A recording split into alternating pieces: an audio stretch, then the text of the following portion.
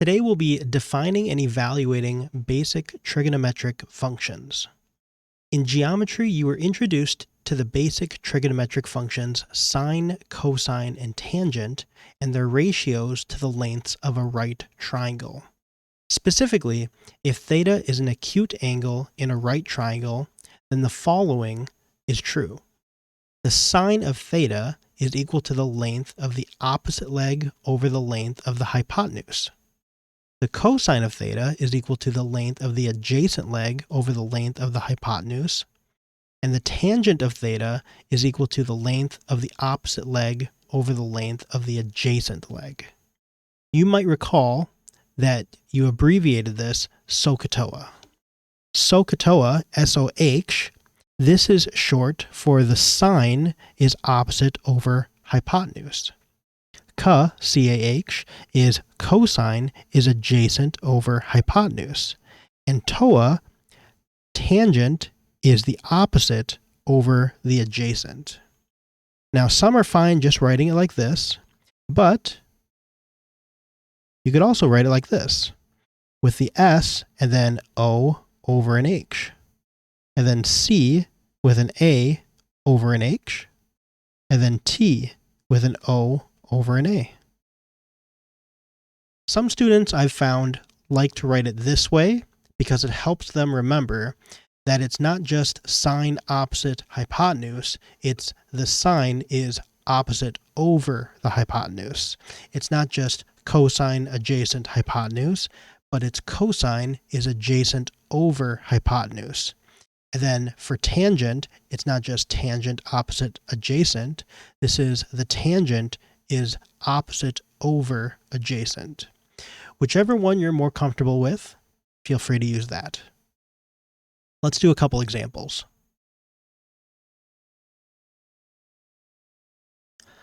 Let's find all missing side lengths and angles to this triangle. So let's see. We've got a triangle ABC. We know it is a right triangle because there is a little square here. This implies that this is 90 degrees. And because this is a right triangle, then across from the 90-degree angle, so opposite of the 90-degree angle, is 14. This must be the hypotenuse. The hypotenuse is always opposite of the 90-degree angle. And I don't know the other two legs here, but I am given that we're going to work with this angle. That angle is 36 degrees. So let's begin by labeling the rest of the triangle, even though I don't know exactly what these are. If I'm working with this angle, 36 degrees, then that means that this side length over here is going to be the opposite. Opposite means go across the triangle. Opposite of this angle is this side length. Adjacent means right next to. So this is the adjacent leg. If I wanted to find the opposite, let's say, I would use SOH, S-O-H, because I'm working with this angle.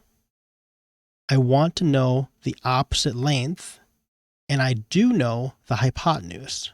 So you want to know two of the three things there. Do you know the angle, the opposite side length, and the hypotenuse? Okay, if you know two of them, you can find the other. Here, I know the angle is 36 degrees. So let's start by writing the sine of theta is equal to opposite over hypotenuse. Fill in what we know. The sine of 36 degrees is equal to opposite over the hypotenuse is 14. So I'm solving for the opposite length. I'm going to multiply both sides by 14.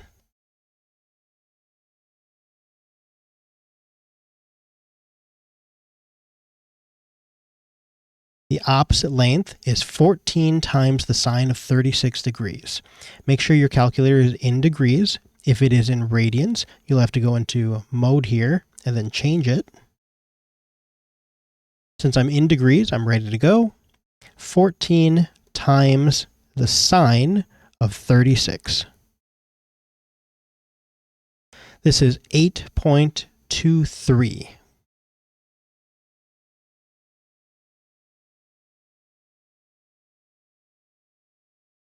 So I'll fill in that on the triangle here, 8.23.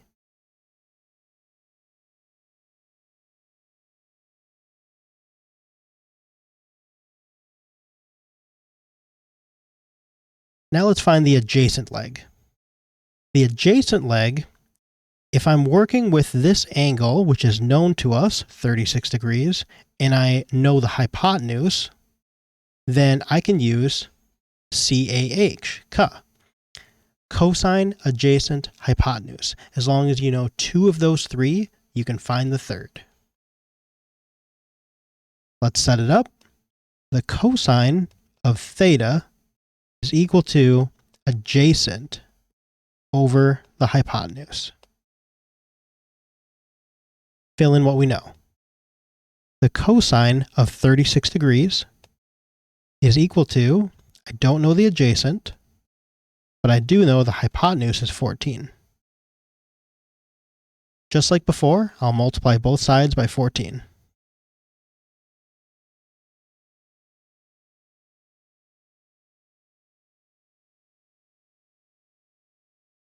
So the adjacent side will be 14 times the cosine this time of 36.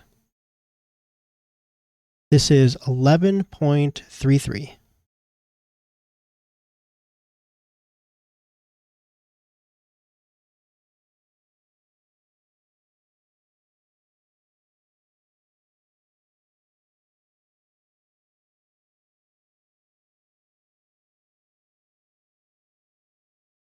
Lastly, I need to find this angle. I'm going to use the fact that all three angles in a triangle must sum to 180 degrees. In other words, these three angles have to add up to 180 degrees. If I know that this is 90 and I know that this is 36, then I can simply take 180 and subtract my two known angles, minus 90 minus 36.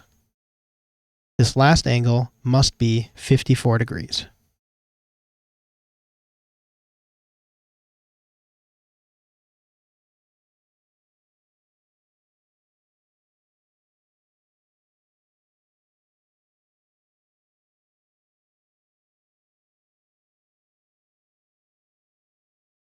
And now everything is solved. Let's do another one.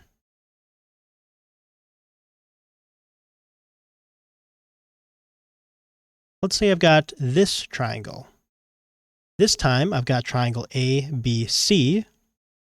I know that this side is 6, this side is 12 units. And this is a right triangle because of the square. I'm just going to go ahead and say that this is 90 degrees. And because this is my right angle, it must mean that the side across from it, this is the hypotenuse.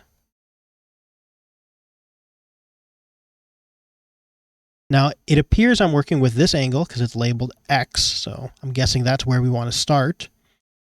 That means that I'm going to label my sides based on that angle. That makes 6 the opposite side and 12 the adjacent.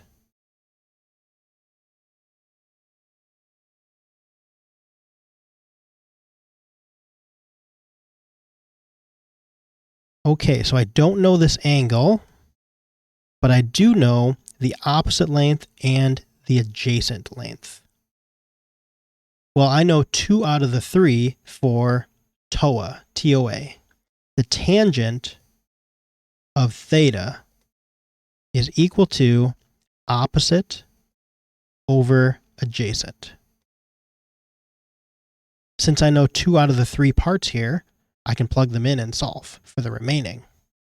This will be the tangent of x, it's unknown, is equal to 6 over 12, which is 0.5. So the tangent of x is equal to, I'm going to leave a little bit of space here, and you're going to see why, 0.5. Now think about this. If you were solving for x and x was being multiplied by 7, then you would divide both sides by 7 because you want to do the inverse of multiplication. It's going to be division. If you had x and you had x divided by 3, then you would multiply both sides by 3. Because again, multiplication and division, they're inverses of each other.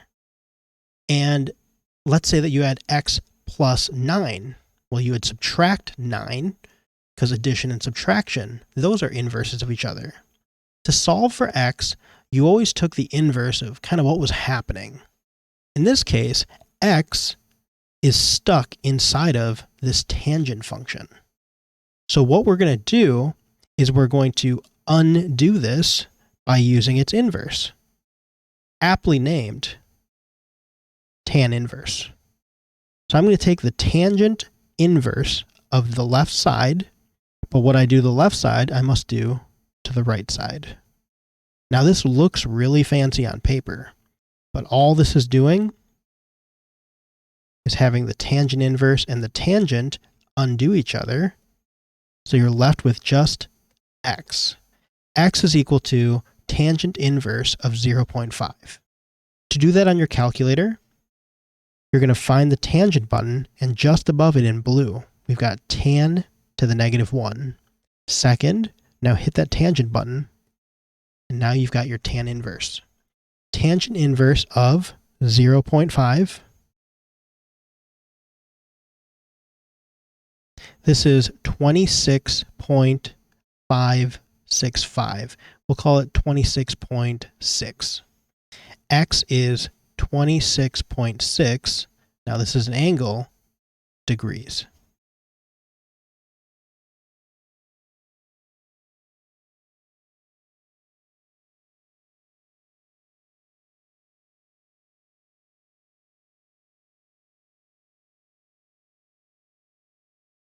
All right, the next thing you can do is find the other angle. We know that all three angles have to add up to 180. So if I can take 180 degrees and subtract the two known angles, that'll help find the missing one.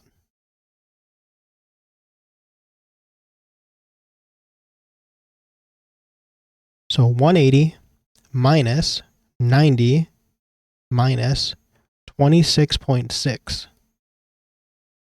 This is 63.4 degrees.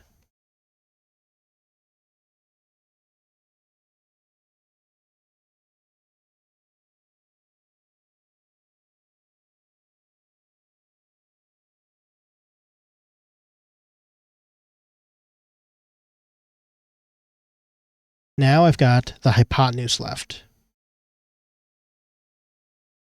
Let's check out what we know. We know the opposite side length, we know the adjacent side length, and we know all three angles. There's a number of different ways that you could actually solve for the hypotenuse here. One of the ways might be, let's say you want to use SOH. The sine of this angle, 26.6 degrees, is equal to, the opposite would be 6 over the hypotenuse is unknown. If I wanted to do it this way, I'd solve for hypotenuse by multiplying both sides by the hypotenuse.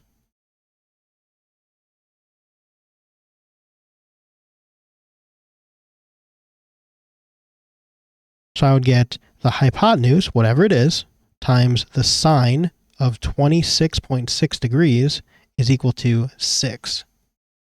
And then I could divide both sides by the sine of 26.6.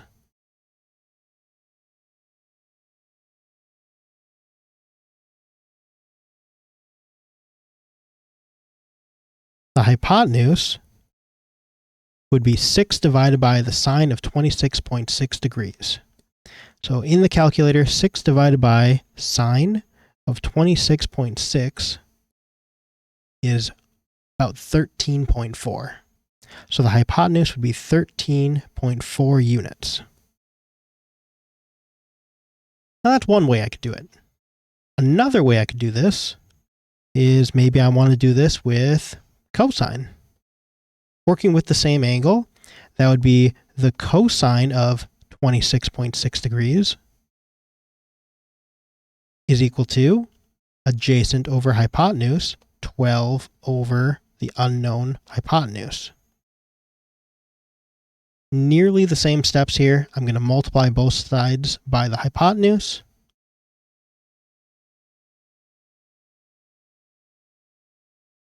So I've got the hypotenuse times the cosine of 26.6 degrees is equal to 12.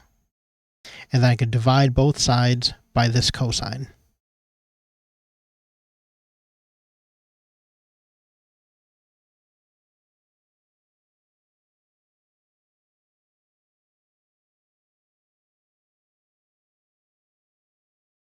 So the hypotenuse is equal to 12 divided by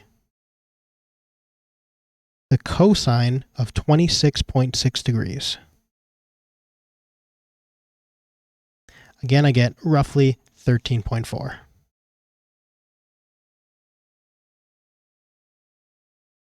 You'll notice our answers are slightly different in the calculator, just based on rounding.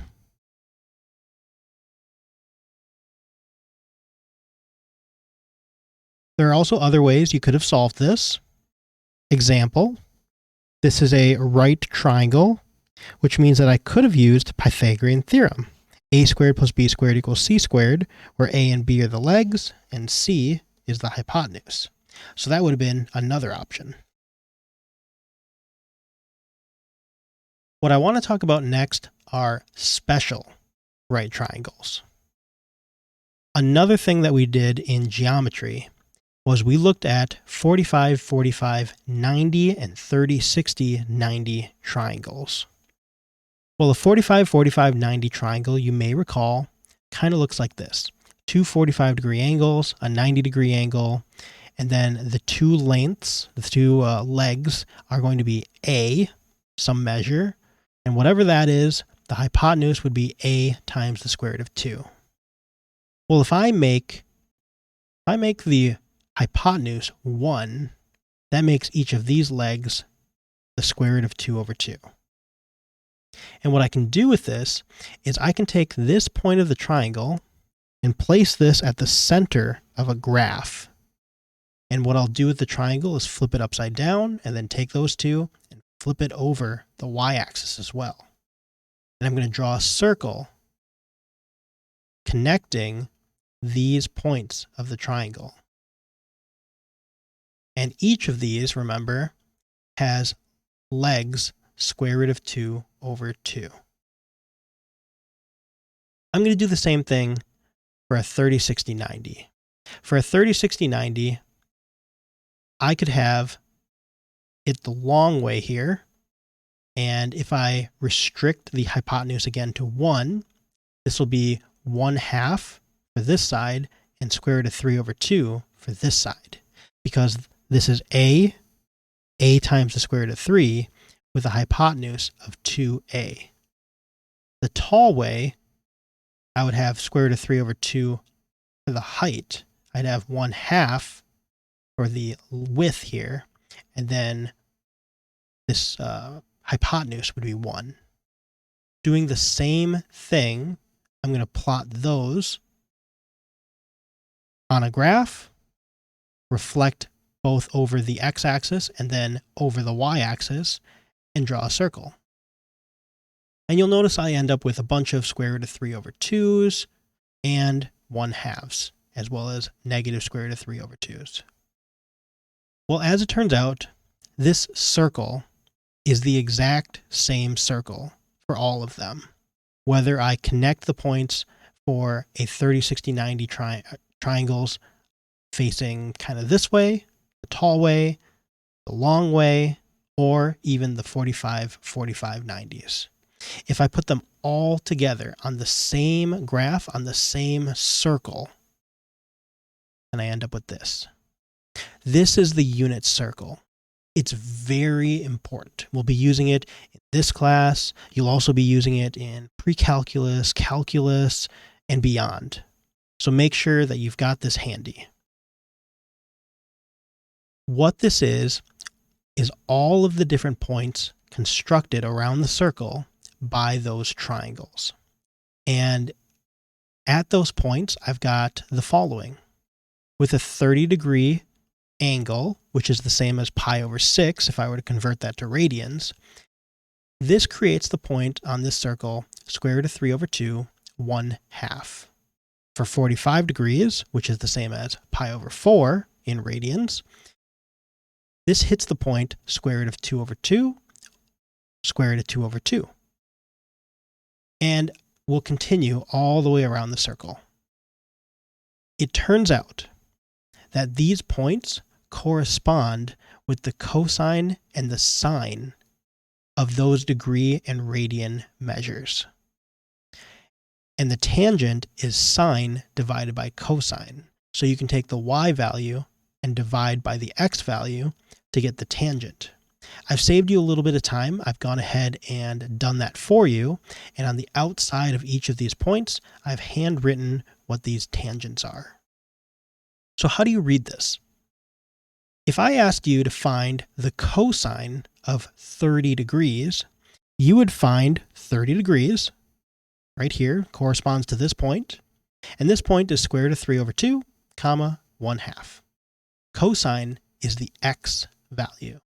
So the cosine of 30 degrees, or the cosine of pi over 6, be the same thing, would be square root of 3 over 2. If I ask you to find the sine of 3 pi over 4, you would find 3 pi over 4, right here, and the sine would be the y value, square root of 2 over 2. If I ask you to find the tangent of 4 pi over 3, you would go along, you'd find 4 pi over 3 right here, and the tangent would be what I've written on the outside here, square root of 3. You find that by doing sine divided by cosine. As a challenge problem, go ahead and do that yourself. See if you can divide negative square root of 3 over 2 divided by negative 1/2 and come up with the square root of 3 as your tangent. So we'll do a few more of these. I've got this unit circle as an image. I'm going to drag back and forth as needed. So let's evaluate the following without a calculator. So this is just going to sit here. I'm not going to use it. The sine of 5 pi over 6. So let's bring my unit circle over. 5 pi over 6. Let's find that first. Right here. The sine is the y value. So that would be 1/2. The sine of 5 pi over 6 is 1/2.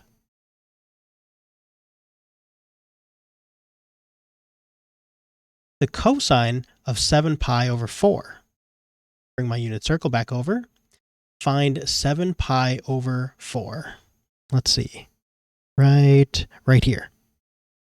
The cosine is the x value. That's going to be square root of 2 over 2. So the cosine of 7 pi over 4 is square root of 2 over 2.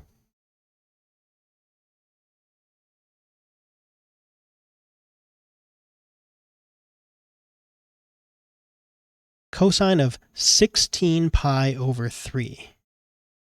16 pi over 3. Let's see. And, it's not there. That's because 16 pi over 3 is greater than 1 full rotation around the circle. You can kind of check by doing 16 divided by 3 in your head, or I guess you could use a calculator. If that is greater than 2, then you're taking the cosine of something that's greater than 2 pi. If it's greater than 2 pi, it means that it's over-rotated. What you're going to need to do is you're going to have to find something that's coterminal to 16 pi over 3, and then find the cosine of that. So just like last lesson, I'm going to take 16 pi over 3, and I'm going to subtract 1 full rotation would be 2 pi. But I can't do that as is because they don't have a common denominator. So off to the side, 2 pi over 1, I want the denominator 3. So I'm going to multiply by 3 over 3. That's going to be 6 pi over 3.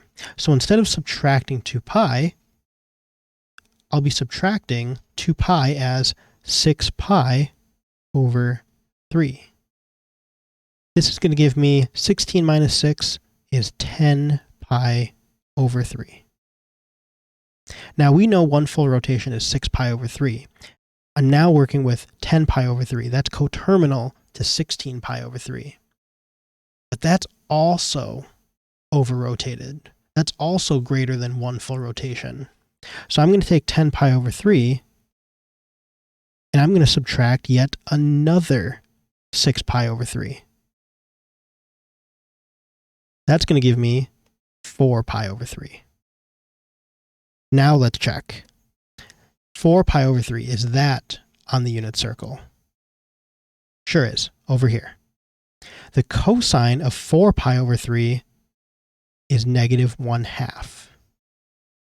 So the cosine of 16 pi over 3 is the same as the cosine of 4 pi over 3, which we found is 1/2.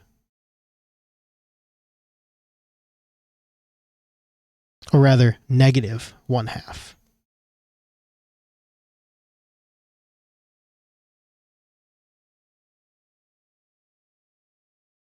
Tangent of 11 pi over 4. Again, I want to think of this as 11 over 4. Let's see, that'd be a little bit bigger than 2. So I know that this is the tangent of something that's a little bit bigger than 2 pi, greater than 1 rotation. So that means I also need to find something that is coterminal to 11 pi over 4. So I'll do 11 pi over 4 here, and I want to subtract, let's see, 2 pi over 1, but I want this in fourths. So I'm going to multiply by 4 over 4. That'll be 8 pi over 4. Let's subtract 8 pi over 4. 11 minus 8 is going to be 3. So this is 3 pi over 4. The tangent of 11 pi over 4 is going to be the same as the tangent of 3 pi over 4. Let's go ahead and find that. 3 pi over 4 is right here, and the tangent is negative 1.